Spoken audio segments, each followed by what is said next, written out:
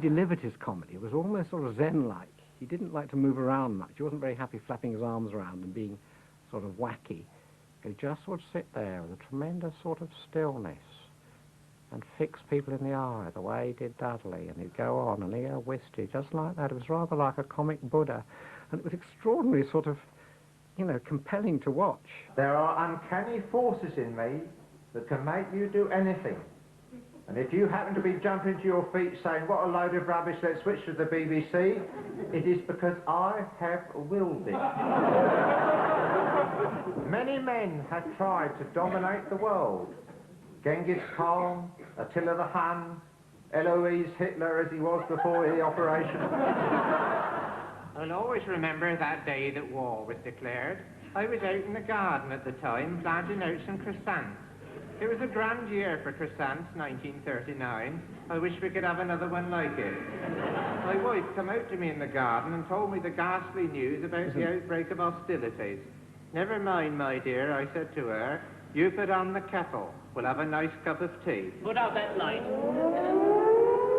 All over Britain, the humble little people showed the same spirit of courage.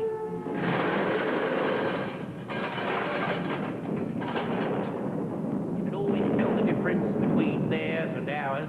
Ours had a sort of steady, reliable, pretty tough, rather like a homely old bumblebee. Theirs, on the other hand, had a sort of horrible, vicious, intermittent whine, like a ghastly, horrid mosquito.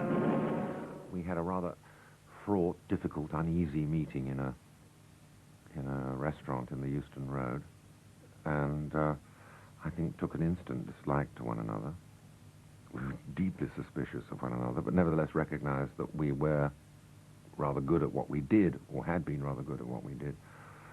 And we agreed to put this show together for a week's showing at the Edinburgh Festival.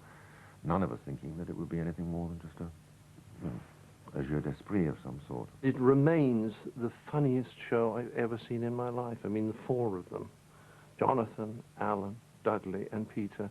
And when the sketches came to an end, you had a sense of disappointment because you were just laughing so much. And then, you know, Peter would go off and Jonathan would come on, and you'd be off again, and then he'd go off and Alan and Dudley would come on, and then Peter would come on, and it was the greatest 2 hours I've ever had in my life. Meanwhile, as invasion threatens, England is blanketed in security. We'll put Lyme Regis where Great Yarmouth was. Right, Ipswich where Lyme Regis was. And Great Yarmouth where Ipswich was. Oh, that'll fool the boss, eh? I'll fool him, bye-bye. Bye-bye, set up. Here, how do we get home? To put the war into perspective and the anger from that was really great for me, because we were all living under the shadow of that, and it was just like great intelligence withering scorn, and those two things, and yet it was, because they were young, it had a sort of nice positive attitude to it. It wasn't bitter or vindictive, but it was scintillatingly accurate. Perkins? Sir? I want you to lay down your life. Yes, sir. We need a futile gesture at this stage. It'll raise the whole tone of the war. Get up in a crate, Perkins. Sir? Hop over to Bremen. Yes, sir. Take a shufti. Sir? Don't come back. Right, right. Goodbye, Perkins. God, I wish I was going too. Goodbye, sir. Or is it au revoir? No, Perkins. I think one of the things that characterized our so-called satire was that it was actually quite amiable. It wasn't bitter, nihilistic satire. It was just amused, cynical, sarcastic, but actually in some strange way half in love with the thing that it attacked. There was like a plough going through the 50s. It just ploughed it all up and said, now here we are in the 60s. The Suez Crisis, I think, showed us, or showed the public, that this world of patrician idiots who previously everyone had respectfully assumed could run things and we could reliably leave it to people like Anthony Eden to look after England's interests. We realized after '56 that this simply was not the case, that these were, in fact, pinstriped poltroons. And, but that was already happening before we appeared, and I think we were a symptom of something that started.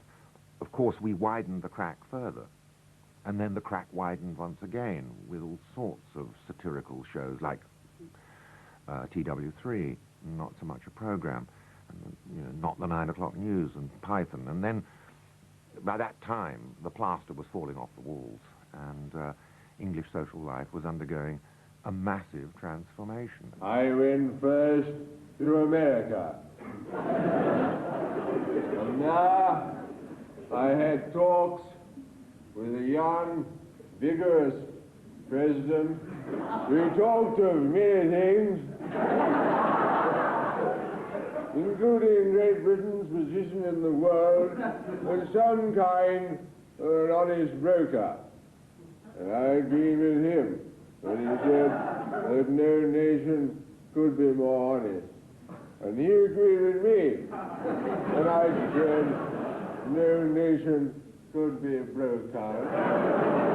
In those days, yes, when someone impersonated the Prime Minister, that sort of raised the hairs on the back of your neck, you know.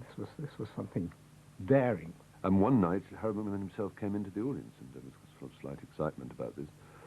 And, of course, Peter just went too far. He said, "And furthermore, if I've got nothing better to do, I'd like to go down to a theatre and see a lot of sappy, vibrant, urgent, important young satirists, and I like to watch them with a great big grin all over my stupid old face." Which is what he's doing, just for grinning up. And suddenly the grin turned to the most appalling scowl, and the show was dead in the water. From then onwards, the whole audience was so nervous. I wanted to start a nightclub, and I wanted to call it The Establishment, and I wanted it to be as it was when it opened, where you could drink, eat, and see a show of this kind. I must take full blame for attaching the ghastly label satirical to it. Satire isn't a thing which just fades away. It's a continuous thing. People suddenly discovered it was there, being there the whole time, as everybody well knew. I think the sort of enormous amount of press coverage and television coverage will fade away, but some people do write satirical things, and that will continue. I don't think it's something like the Beatles. Have you got the bit with John Lennon playing the lavatory attendant with Peter? Oh, good, let's play that. Good evening. Excuse me, sir. Are you a member? I'm sorry, I'm not. I'm from American television. I'm doing an interview downstairs. I'm sorry, sir. You must be a member to go in here. Would it help if I told you that I was the Duke and Duchess of Windsor? Oh, sorry, sir. Didn't recognize you, madam. Well, actually, sir, there is a £5 waiting list. I understand. It's one of the blue ones, right. Isn't it? Thank you very much indeed. I love your Oxford accent. Lovely. Follow your nose, sir. One of my favourite sketches I wrote very early on when I was about 18, which is called One Leg Too Few.